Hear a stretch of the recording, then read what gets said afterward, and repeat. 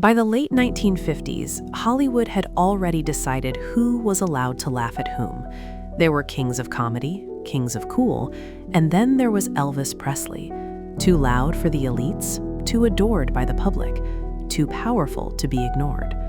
To many in the industry, Elvis wasn't a man. He was a phenomenon that needed to be controlled, trimmed down, or quietly mocked until he learned his place. And no one embodied Hollywood's casual arrogance more comfortably than Dean Martin. On stage, Dean Martin was untouchable.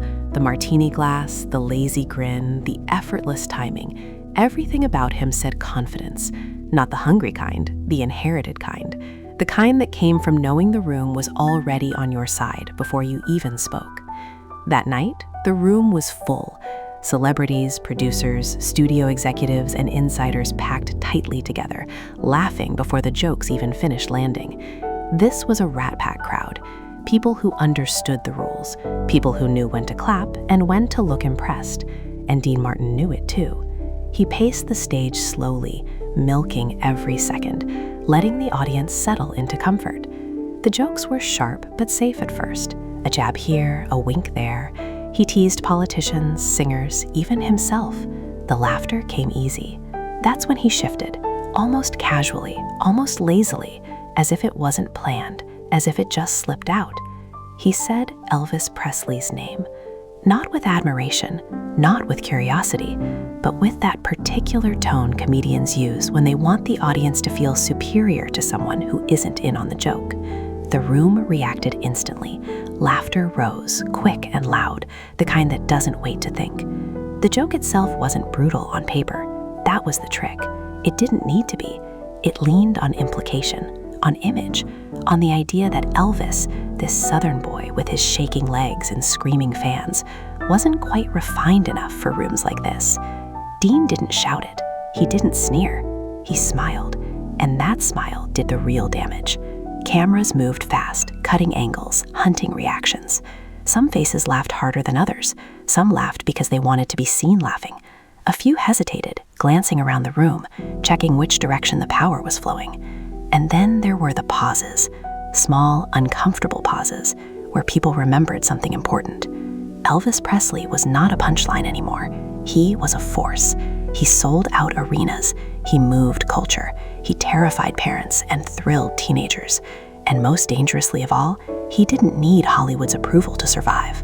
But Hollywood still liked to pretend it held the leash. That was the unspoken tension sitting under the laughter. Dean Martin delivered another line, riding the wave. The audience stayed with him, but something had shifted. The laughter sounded thinner now, sharper, less confident, because everyone knew what was supposed to come next. In rooms like this, mockery demanded response. Ego demanded defense. Reputation demanded retaliation. If Elvis reacted badly, he'd prove the joke right. If he stayed silent, some would call it weakness.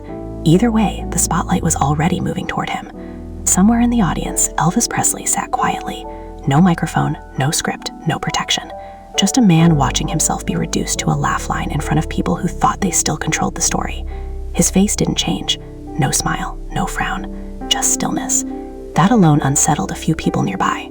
They leaned closer, trying to read him, trying to predict what kind of storm was forming behind his eyes. Because Elvis was known for many things: intensity, sensitivity, pride. But public humiliation was not something people expected him to tolerate calmly. Dean Martin, meanwhile, sensed the shift too. Great performers always do. He lingered on stage, letting the laughter fade naturally, waiting for the echo to die. That pause was dangerous. In comedy, pauses can kill momentum, or they can expose cracks. Dean raised his glass slightly, as if to move on, but he didn't yet. The air felt heavier now. Conversations had stopped. Forks paused midair. Everyone was waiting, not for another joke, for a reaction, for Elvis Presley to do something, anything, that would restore the familiar hierarchy. And that was the moment when the room unknowingly crossed a line, because Elvis wasn't preparing to explode. He wasn't rehearsing a comeback in his head. He wasn't calculating how to wound Dean Martin back. He was deciding something far more unsettling, whether to play the role they expected or to rewrite it entirely. The cameras kept rolling. The silence stretched longer than comfort allowed. And for the first time that night, Dean Martin looked uncertain. Not afraid, not yet, but alert, because silence, when wielded correctly, can be louder than any insult, and Elvis Presley was about to prove that power didn't always raise its voice.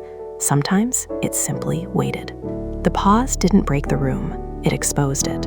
What had been laughter only seconds ago now felt like a mistake everyone was silently trying to undo.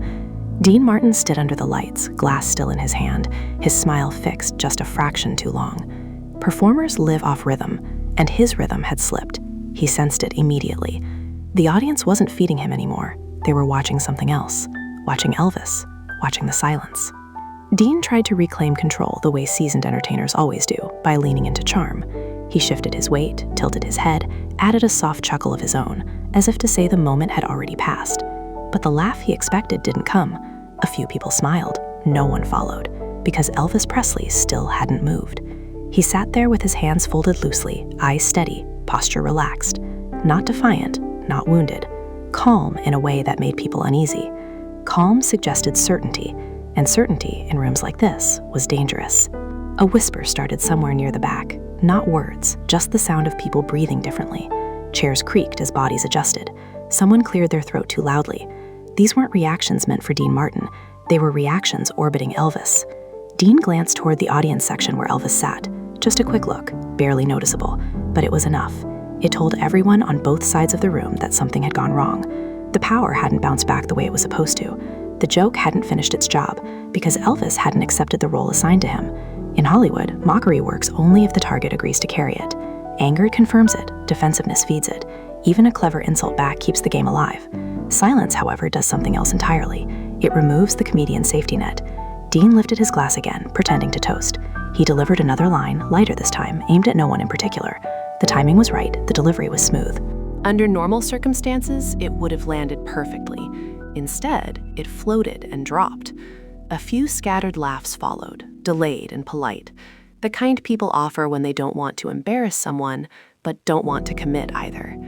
Dean's eyes scanned the crowd again. He was searching now, not for applause, for relief. Elvis finally shifted, just slightly, a small movement of his shoulders, enough to be noticed. The room tightened instantly. Heads turned. Someone near him leaned back, giving him space, as if a spark might jump. Cameras adjusted their angles again, lenses hungry. Everyone assumed the explosion was coming, that Elvis would stand, shout, storm out, or throw something sharp and unforgettable across the room. That expectation alone revealed how little they understood him, because Elvis wasn't offended the way they thought. He wasn't humiliated. He was measuring the moment, measuring the cost of speaking versus the cost of staying silent. Dean Martin tried once more to assert dominance. He smiled wider, leaned into his microphone, and let out a relaxed sigh, an unspoken signal that he still owned the stage. But stages are fragile things. They only exist as long as the audience believes in them, and the audience had begun to believe in something else entirely. Elvis looked up now, not dramatically, not slowly, just enough to meet the direction of the lights.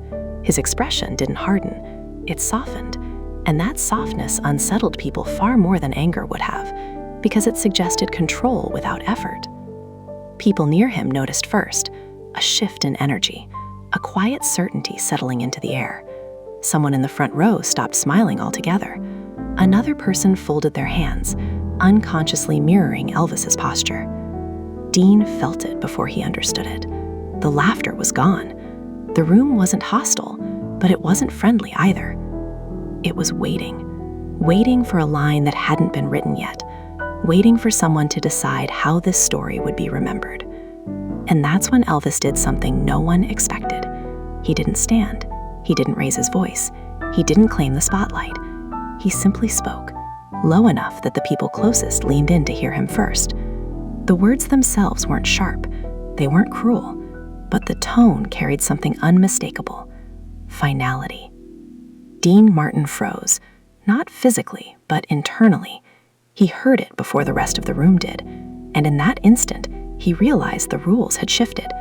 The joke was over, the performance was no longer his, and the silence that followed Elvis's calm reply was heavier than anything Dean had said all night. Elvis didn't raise his hand for attention. He didn't wait for the lights to find him. He didn't demand the room. He already had it.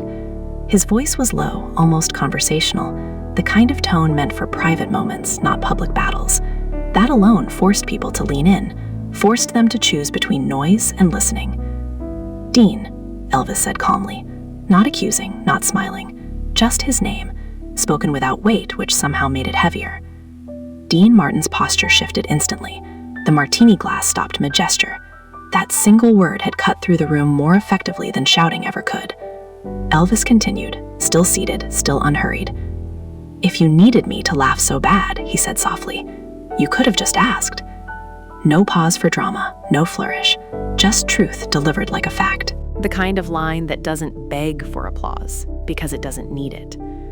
The room collapsed into silence, so complete it felt staged. No clinking glasses, no nervous coughs. Even the camera seemed to hesitate, operators unsure whether to zoom in or pull back from something this exposed. The joke, which minutes ago had belonged to Dean Martin, now looked small, harmless on paper, humiliating in context. Because Elvis hadn't attacked him, he hadn't defended himself either. He had reframed the entire exchange. Suddenly, Dean wasn't the confident king of cool anymore. He was a man who had reached for an easy laugh and been reminded, quietly, that not everyone in the room existed for his amusement. Dean forced a smile, the kind performers use when they feel a crack forming beneath their feet. He chuckled once, too late, hoping the sound might restart the rhythm. It didn't. The audience didn't follow. They couldn't. Laughing now would mean choosing the wrong side of history. Elvis looked away, not dismissively, but decisively. The conversation for him was over, and that was the most brutal part. There was no argument to win back, no insult to counter. The stage felt smaller now.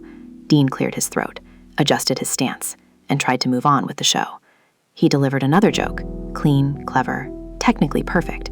It landed with polite applause, respectful, distant, the kind of performers reserved for performers who had lost emotional authority, but were still professionals. People glanced at Elvis more than they watched Dean. They were watching the man who had spoken once and ended the night without ever standing up. Because what Elvis had done wasn't witty, it was strategic. He had refused the role of victim, refused the role of rival, and in doing so, he had quietly claimed something far more powerful: dominance without aggression. After the show, the energy never recovered. Conversations restarted, but differently, quieter, more careful. People laughed again, but the laughter felt filtered, as if everyone had learned something without being told directly. Dean Martin moved through the room with his usual charm, greeting faces, clinking glasses, smiling wide. But something was missing now: the ease, the assumption. A few people avoided eye contact altogether. Others nodded politely, as if acknowledging an unspoken shift. Elvis stood later, surrounded immediately, not by noise, but by gravity. Producers, musicians, actors drifted toward him without urgency, drawn by the man who had just demonstrated restraint as power. No one mentioned the joke out loud. They didn't need to. Everyone had felt it. Word spread fast, as moments like that always do. Not exaggerated, not dramatized, retold simply. Dean took a shot, Elvis didn't flinch, and somehow that ended it. In Hollywood, reputations were built on bravado and broken by loss of control. What unsettled people wasn't that Elvis had won, it was that he hadn't tried to. He had exposed something dangerous, that confidence without cruelty was stronger than wit sharpened for applause. Dean Martin never publicly addressed the moment, not because he couldn't explain it, but because explanations would only reopen the silence that had embarrassed him more than heckling ever could. Elvis, for his part, never referenced it again. He didn't need to. The room remembered, and Hollywood remembered too. That night became one of those stories told quietly, usually with lowered voices and a half smile. A reminder, a warning, that legends didn't always roar. Sometimes they whispered, and everyone listened. The story didn't end when the lights went down. In Hollywood, moments like that never do. They travel, quietly at first, passed between agents, managers, and performers who understand power better than applause. By the next morning, the joke itself barely mattered. What people talked about was the response. Or more accurately, the lack of one. Elvis Presley had done something that unsettled an entire system built on noise. He had refused to play along. For comedians, mockery was a currency. For stars, ego was armor. Elvis used neither, and that forced everyone else to recalibrate. Suddenly, the idea of making Elvis the punchline felt dangerous, not because he might retaliate, but because he wouldn't. And unpredictability, not anger, is what makes power structures nervous. People who had laughed the loudest the night before now softened their retellings. It was just a joke, they'd say, or Dean didn't mean anything by it. Those revisions were not about truth. They were about self-protection, because the room had chosen a side in real time, and some people realized too late that they'd been on the wrong one. Elvis's reputation shifted subtly after that night, not louder, sharper. He was no longer just the wild force shaking stages and headlines. He became something else, a man who understood restraint, a man who could dismantle arrogance without raising his voice. Producers treated him differently. Interviews changed tone. Even jokes about him became careful, padded with admiration, strict of bite. Not out of fear, but respect learned the hard way. Dean Martin continued to perform, continued to be loved, continued to laugh, but the effortless dominance he carried on stage that night had cracked. Not publicly, privately. Those are the cracks that matter. He had discovered a truth no performer enjoys learning, that control only exists as long as others allow it, and that once lost, it cannot be reclaimed with charm alone. Years later, when people looked back on Elvis Presley's legacy, they remembered the screaming fans, the controversy, the music that changed everything. But those who were there remembered something quieter, a moment when a room full of powerful people realized that dignity could be weaponized, that silence could be chosen, that confidence didn't need permission. Elvis never told that story. He didn't have to. Hollywood did it for him. Every time someone thought twice before laughing too easily at someone who didn't need to fight back to win. And that is why the room went silent. Not because Elvis demanded it, but because everyone understood at once that they had just witnessed real authority.